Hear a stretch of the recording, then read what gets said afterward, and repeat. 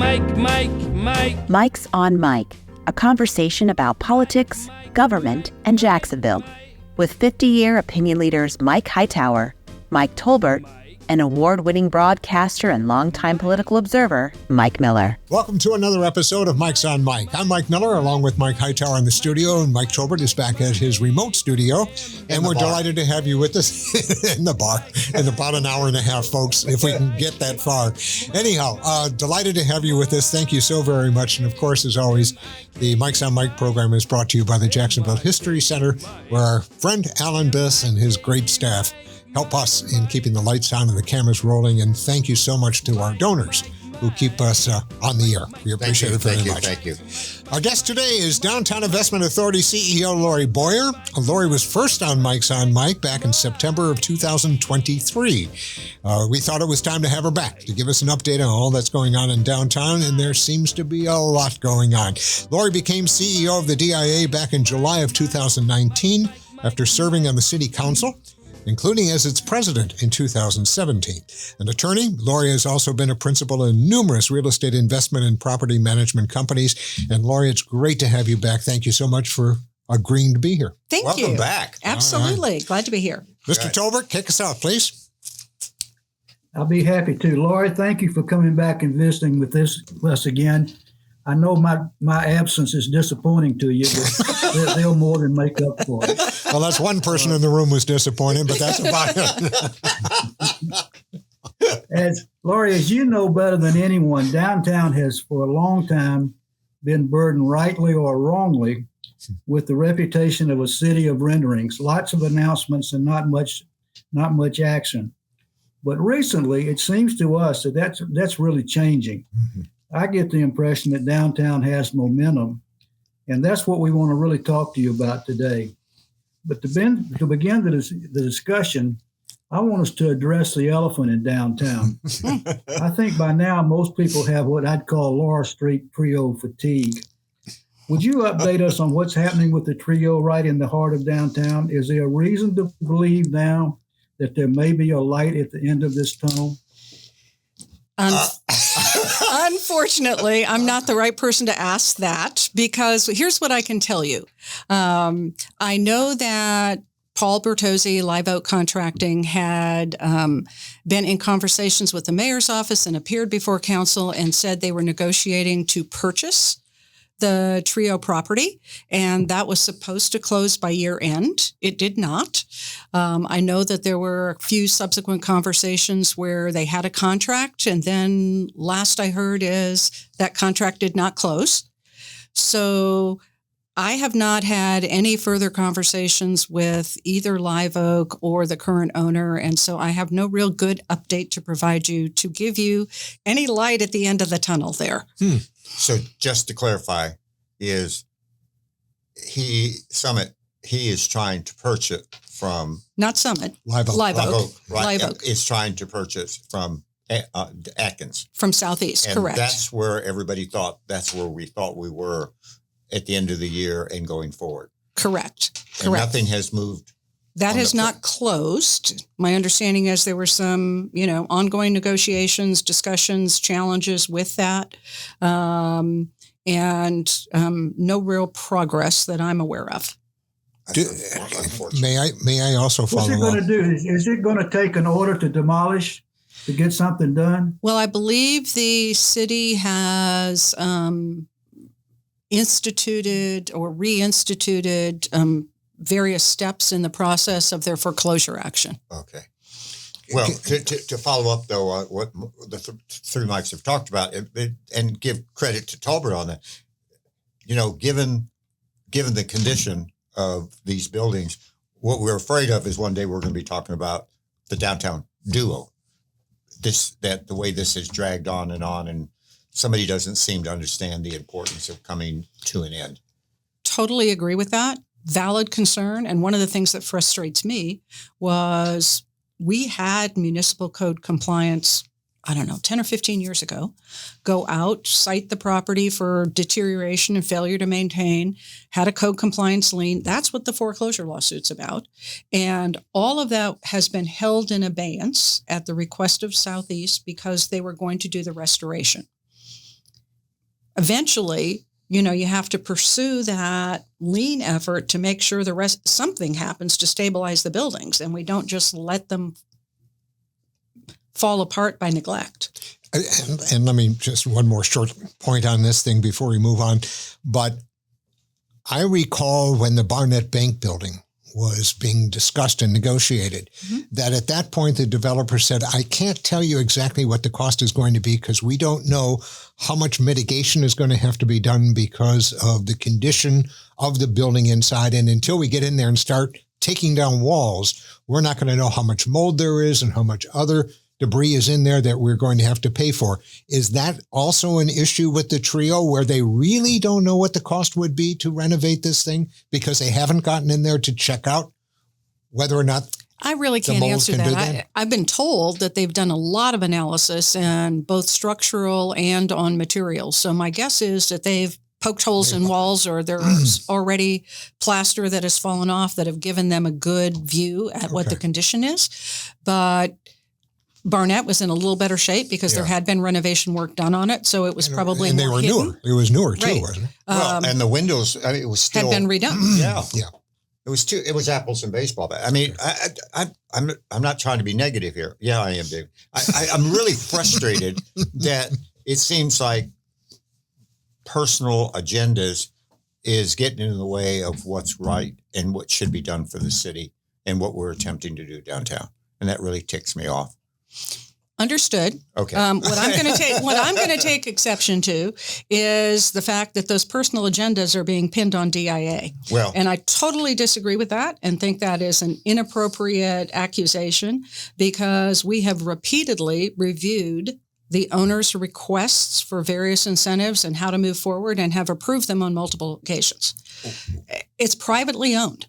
correct. Well, I'm not going to speak for Mike Miller, but Mike Tolbert has been one of the folks that have been saying, we got to do this. Whatever happens down the road, I can assure you that Mike's or Mike are going to be there, whatever that final decision. And when we come to an analysis, we are happy to come up there because we've heard of this. And Mike Tolbert has probably been the one that has been saying for the longest time, we got to get this done because we could end up being the duo instead of the trio because of whatever the devil's going on with the owner. Hopefully it's not our 300th episode. Yeah. We can't wait that long. Otherwise, we're going to be talking about the site of that. Mm-hmm. And that could very well be. Mm-hmm. Mike Tolbert, did you want to go? I think you had a follow-up question about the relevance of the trio, and I'd like to hear that. No, I think we understand that, and I appreciate Lori's dilemma, and I don't appreciate the fact that the developer is pointing his finger at others as it's always their fault, when I think we know damn well whose fault it is. Okay. So obviously you heard our senior curmudgeon. When you're ready, we're here to defend DIA. Our senior curmudgeon will be there out front for you. How about that? Lori, I want to come back to something that amplified what Mike Miller said. In December, the Downtown Vision released a report that said, I want to make sure I get my numbers right here, 2.3 billion with a B in development is underway construction and another 8.8 billion in the pipeline. Those are huge numbers, particularly if you heard the beginning and the last time you were here, we were saying we were hoping what we're doing. Can you give us an overview of first the 2.3 billion and then later on maybe the 8.8, because that's significant since the last time you were here, which is kind of the reason we've got you here. Well, I think the 2.3 billion that's under construction was definitely something that we were aware of and talking about before. But the difference is when it's actually under construction, when everybody sees the cranes, they believe it. And when I'm just saying, I've already approved it, we're reviewing plans, it's in design, it's kind of like, oh, we're back in the renderings aren't reality stage. But it really is a process, right? It takes time. So we're delighted that we're under construction. We have right now in that 2 billion under construction, we have about 1,000 residential units that are under construction today. Wow. A lot. We used to average about, our goal was 300 a year. And so to have 1,000 under construction right now is great. We'll have a little bit of a lag because of market conditions that we haven't had too many start in the last 9 months to a year. So most of these are nearing completion. We just did the ribbon cutting on Union Terminal Warehouse this week. We recently opened Lofts at Cathedral. We've got Artea is pre-leasing over on the South Bank. One Riverside will be finishing this summer. You know, each of these are 200, 300 units at a pop. Doro's back under construction, 250 units. So you can see there's a lot of residential under construction in a variety of places downtown. The Johnson Commons townhomes that are owned product continue to be delivering on a regular basis. So that's a big bulk of that.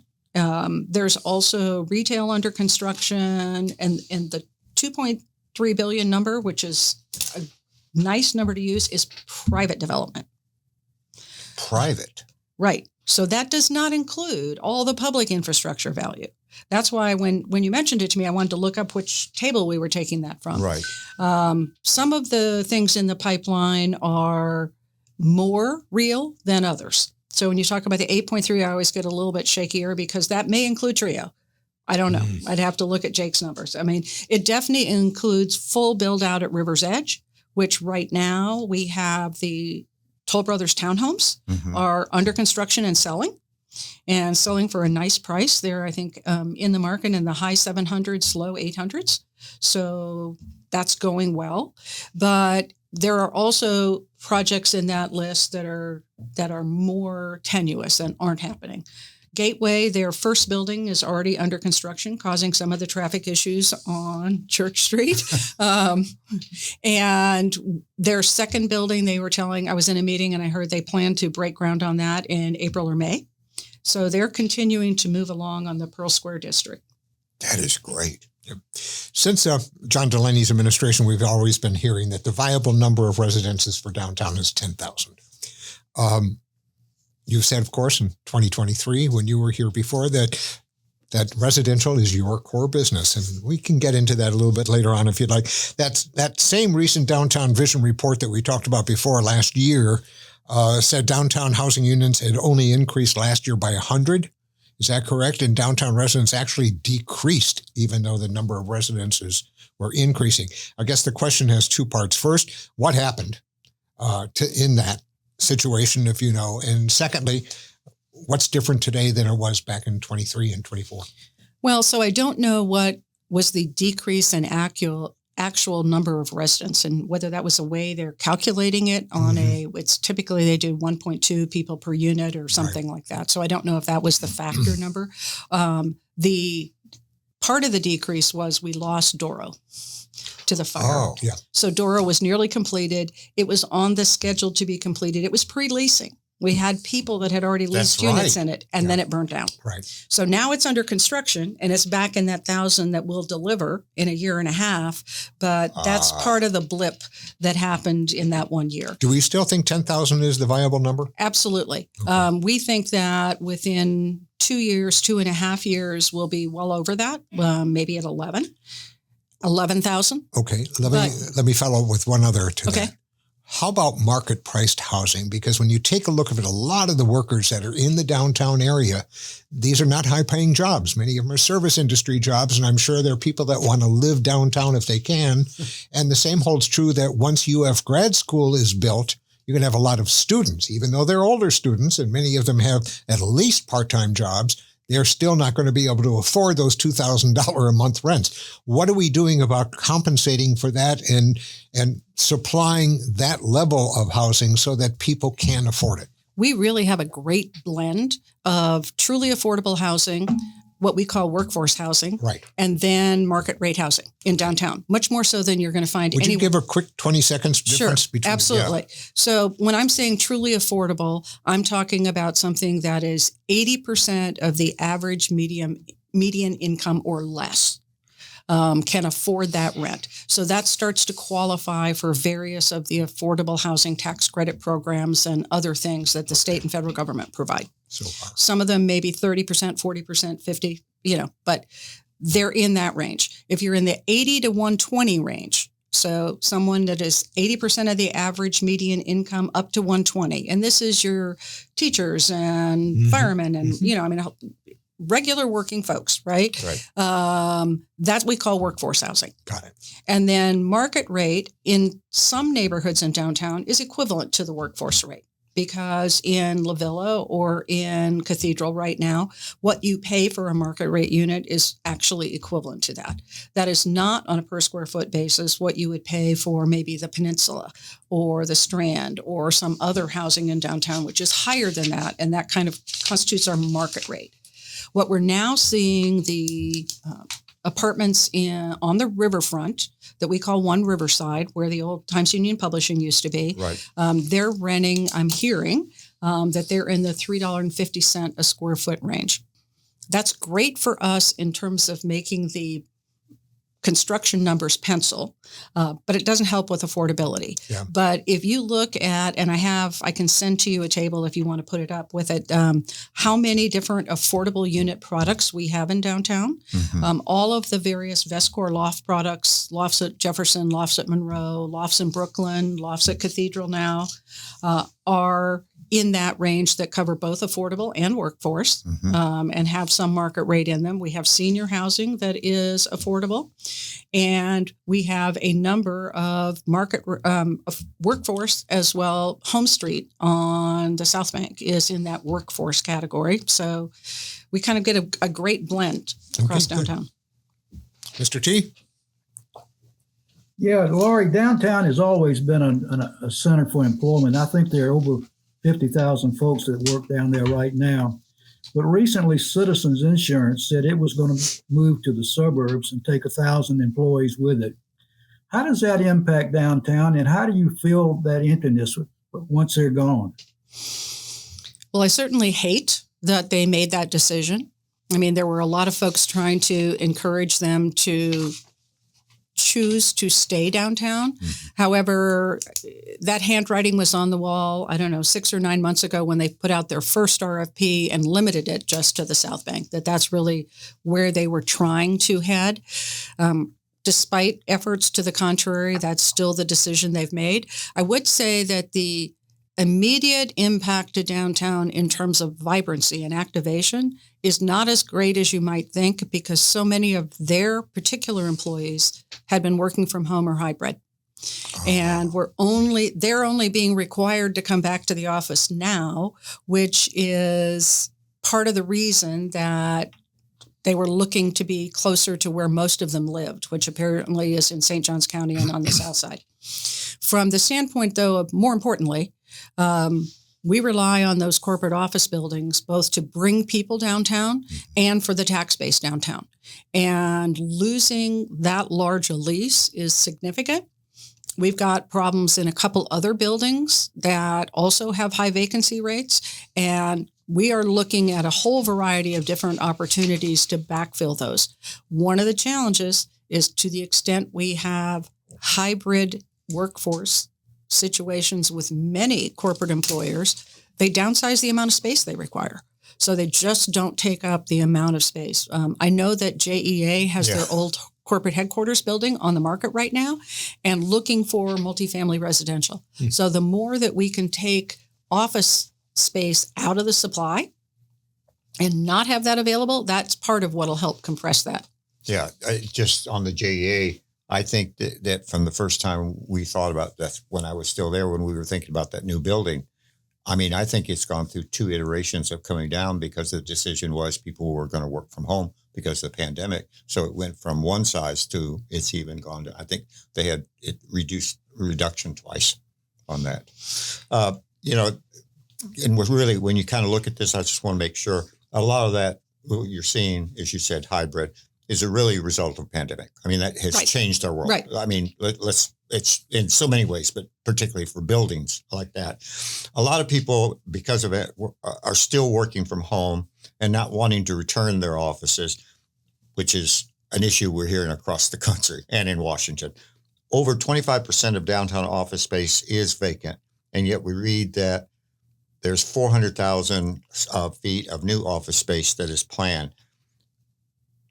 Given what we were just talking about, how does the economics of that work, and where will that new office space be downtown? Is that a straight up, it's not a gotcha question. We're just trying to understand. No. So from a DIA perspective, we do not incentivize new construction of office space. All right. We want want to restate that so people understand.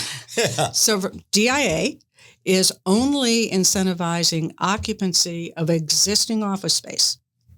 We don't provide incentives for someone to build new office space unless, there's an exception to that, unless we are bringing in a new corporation from out of state and it's a build-to-suit building just for them. So they're not going to have any adverse impact on other inventory.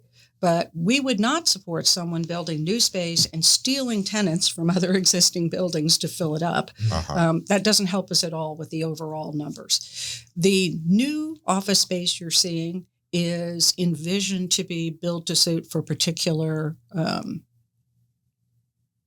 new office users. Okay. That's about as much as I can say about that. I believe it. We're going to go into a lightning round here in just a couple of moments. We're just going to be fun. But in looking back at your last visit here in 2023, tell us, what do you think both the wins and the losses have been in downtown? How do you look at that? I think the wins first are getting as many things finally under construction as, it is huge. And kind of going back to Mike's last question about corporate office occupancy. So one of the things we've always felt as part of our plan was essential is getting these parks done and getting the infrastructure done that starts to make downtown the place you want to come to work. Right. There's a great farmer's market at lunch. There's a great place to go do yoga in the morning. There's a great place to do things that make people find it enjoyable to come downtown to work. Again. So that's part of it. I would say both getting the public projects finally under construction and then the number of residential, meeting that target number of residential units. The target's moving. We've pushed it out and made it bigger now, but getting to the 10. With your looming retirement, which is not too far away, I guess, what are you most proud of in your tenure since you've been DEA or DIA CEO? Besides being on Mike's on Mike. Oh, there you go. And even agreeing to be on a second time. I was going to say. I wouldn't pick an individual project. What I would say really more is the overall vision that we set in front of us 5 years ago and our ability to stay on track to implement it and the fact that we're actually executing. I think one of the most important things for all of the successful downtowns you see is staying the course. And actually, you see it in Charleston, you see it in all over, where if you can execute it over 10 or 15 years, it's a huge success. It doesn't happen overnight. Yep. Mr. T? Yeah, Lori, I want to ask you about the jail and moving the jail, but I don't want you to talk about where you think the jail might go or any of that. I want you to imagine what that piece of ground that on the river down there might look like in 5 years. What would you like to see replace the jail and the police memorial building once they are moved off the riverfront? That's a really softball question. Wait a minute. Tolbert gave a softball question. Wait a minute. We better write this down. I'm going to give a point to him. It's called the happy hour. So our plan is that is the new convention center and convention hotel location. It is directly across the street from the Shipyards West Park. So it doesn't take up riverfront, but it has riverfront view. It's equally accessible from the arena, the baseball grounds, the sports complex, Daly's Place, Four Seasons, as it is from the Hyatt, the Elbow, for the Florida Theater. So you kind of have entertainment district on one side that's open every night, and you have the special events on the other side. It's a perfect location for it. You know what's interesting about that? I served on 2 convention center task forces in the last 25 years. Not once did that specific location ever even be imagined for a convention center. I was the zealot in the group because I said, I think we should put it out at the beach. And then after they've tar and feathered me and throwing me out, I said, well, look at Miami Beach. And It's a Caesar. phenomenal. And I mean, there's so many of them. And people come here, they want water, they want golf, and whatever. So anyhow, I'm absolutely blown away by that announcement about wanting it to be a convention center and hotel. It's actually been in our plan for Wow. 6 or 7 years now. I've been out of town. It simply has to await the relocation of the jail. So, there's not much to talk about till we. But people really haven't talked about that as an incentive Yeah. to get support behind the idea of moving the jail. True. And now, particularly as we're talking about the potential of the current convention center going away in Right. 10 years, Right. that's a conversation we have been having. I just want to know why Tolbert always gets the good question. Isn't he? Yeah. Really. All right, we're going to do lightning round. We are going to do the lightning round. Okay. 30 seconds to answer all of these questions that we have. Mr. Tolbert, you're kicking it off. Yeah, Laura, but we're just going to mention a couple of things like we did the last time you were with us and get your response. The first one is the Emerald Trail. What's going on? Under construction, multiple segments. We're starting the Hogan Street cycle track probably in the next quarter. How about Mosh? Legislation will be in council next week about the city ownership of the building and the $50 million the city is putting in. Construction is still on schedule to start in March of 26. Completion by the time the stadium's done. Whoa. How about downtown retail? Downtown retail, we've had 35 new retail businesses open in the last 3 years. We have 8 new restaurants approved in the last 6 months and 1 new grocer in the pipeline. Are those net increases? Yes. Okay. Whoa. Okay. Because obviously many good. closed Right. after the pandemic. Yes. Okay. And my last one is St. John's River Park. St. John's River Park. So that is the park that surrounds Friendship Fountain. In April, I think, and I'm probably jumping the gun on Parks Department announcement here, but in April around Easter weekend, you'll be seeing the play space area open that has the big ship. They'll be working on completing the botanical garden area to be completed by the year end. And then following on that, there is a restaurant that DIA has been designing and working on. We have to go back to council to get them to sign off on our funding, but we hope that will be under construction by year end. Wow. Okay. Resiliency. Resiliency, we work pretty carefully with Ann Colonese, the Chief Resilience Officer. Obviously, what we're doing up and down the riverfront is increasing bulkhead height. That's kind of an infrastructure solution to resiliency, but we're also, with every new project that goes under construction, all of the technical things about ensuring that the electrical equipment and everything is elevated, ensuring that the base floor elevation is elevated. So there is that part that is defensive, if you will, that is protecting things that are constructed from flood and storm damage in the future. There also needs to be a part that where we're looking at economic resiliency and other types of resiliency as well, as we have changing things like COVID. Okay. Shipyards Park West.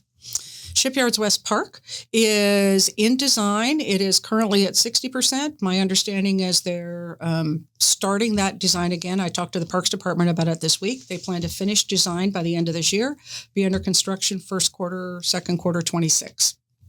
Wow. City-owned downtown land. City-owned downtown land. So we have a disposition notice out right now on the Riverfront Plaza development pad and the East Landing pad. So I can't talk more about those, but that's on the street right now. It is our intention to put the former courthouse site out again later this year. So sometime in 25, there will be an RFP on that.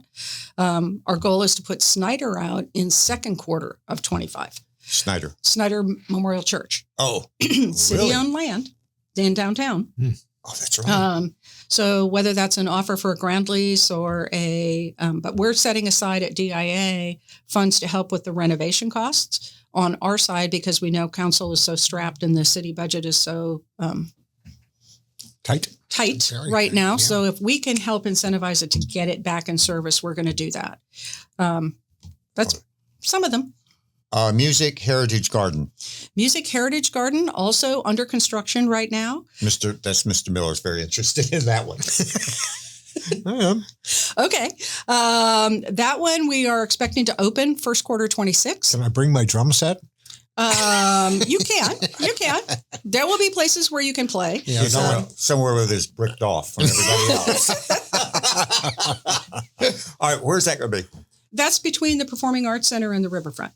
So what that is it's both, there is a Toronto Music Garden that is a wonderful botanical space that's all based on the design of a symphony. This will have a large treble clef coming right out from the center where that center bump out is on the riverfront. But then it will have a musical play space for kids where, they can play on xylophones and probably your drums. It has some art associated with it, musical art that focuses on lyrics of songs that were written in Jacksonville. Another one that focuses on melodies. It has a Walk of Stars where artists that are from here have a connection to here that have won a Grammy or something are identified. Our Leonard Skinner guys. Exactly. But everybody knows Leonard. Leonard Skinner. What we don't know are all of the other people. Exactly. And there are so many who have done people really have no significant idea. things. Well, you go back to La Villa days, and unbelievable. And then it also has this artistic tower that will house some of the projectors that are going to be doing that projection show that is on the Performing Arts Center. You'll be able to see it from Riverfront Plaza and the river. And there'll also be projection on the fountain. All of that will be in place by first quarter of next year. Wow. Have you ever seen the projection they do in Chicago? I have. It's so phenomenal. And I've wanted that so badly here. Well, we worked on we had a whole list of different kinds of... It's on the Merchandise Mart in downtown Chicago, right on the river. And it's spectacular. Great. It's a laser show they do for any event that's going on in Chicago. It's wonderful. Well, so this is not laser, but it is projection. And frankly, the new lighting that you're seeing ViStar put in and CSX put in and others put in on their buildings, we will hopefully be able to also sync up with the projection show. And the content is a lot about Jackson. Alan Bliss has been very involved in the content for that. Good. So glad to hear. Okay, I've got a few. Four Seasons and other downtown hotels. Where are we on that? Four Seasons under construction, well underway, maybe a little bit delayed in delivery by a month or two, but the office building's going to deliver early. So we're expecting the office building to deliver about a year from now, February of 26. All right. Riverfront Plaza? Riverfront Plaza Phase 1, complete by Christmas time this year. Wow. Whoa, really? Nice present. Yep. It'll be open by the end of this year. Well, we're hoping November, but we're saying end of the year. And then Phase 2, some elements of Phase 2 are already taking shape where there's, some underground electric work and stormwater work and things like that have to be done on Phase 2. Phase 2 will follow right on after Phase 1 on construction. So moving ahead. Met Park. Met Park is still in the design phase, and that one is really in Parks territory completely at this point. Where are we with the UF grad school? I know they're still debating whether or not to purchase or to barter, but aside from that. So UF had selected downtown Jacksonville as the location for a campus. It had 3 sites. It honed in on La Villa and identified a number of parcels in La Villa where they wanted to locate with the intent to start classes in August. Okay, and I've got to ask a personal one because, as you know, this is my area. What about public transportation downtown? Now, JTA is going to be doing a ribbon cutting, I guess, in the next month or two to open up the innovation corridor on Bay Street. But where are we with that? Have we taken away the parking on the street for this, or not doing that? So the south side parking lane adjacent to where the old courthouse stood, the old City Hall Annex, that will go away. And there will be a dedicated lane for the U2C in that location. But what about two-way? Because are they going to share the same lane then? Well, on the return trip, we're not taking away parking. And on the return trip, they have identified that they'll be in the outer lane of the 2 lanes, but it is a shared service on the outer lane, as far as I know. It doesn't have another dedicated lane. Okay. And that will transport people really from the sports and entertainment district into the CBD, into the central business district and all beyond. The way, right. I mean, and it's not just from sports and entertainment district. I mean, it's starting down at the Performing Arts Center in Riverfront Plaza. Yep. So the route goes all the way from there. Okay, good. Very Wow. good. It's been a tremendous 30 minutes. Thank you, Lori, so very, very much. for I being was with just us. thinking of the question that Mike Tolbert asked you when you talk about, your legacy. When you have just rolled through just from the last time, I mean, that's pretty extraordinary. Thank you for your leadership. That really, I mean, thank you for everything you've done. I also want to just say, when we asked you about USF, obviously you have not lost your political acumen. The way that you threaded that needle with a smile was magnificent. Thank you. I hope you meant to say UF, not USF. I meant- We're going to anger a lot of people who are watching this right now. But I thought it was masterful the way that she did that, and it was very well done, ma'am. Thank you very much, Lori. Thank you all. And thank you for Thank you, joining us Lori. for once again another episode of Mike's on Mike. Thank you all for joining us. We'll see you all here next week. We hope you enjoy us on your favorite podcast platform, and take care. Have a good week. Mike's on Mike with Mike Tolbert, Mike Hightower, and Mike Miller can be found on your favorite podcasting platform, Facebook, and YouTube. Visit the website at mikesonmike.com. Join us next time for more conversation with Mike's on Mike.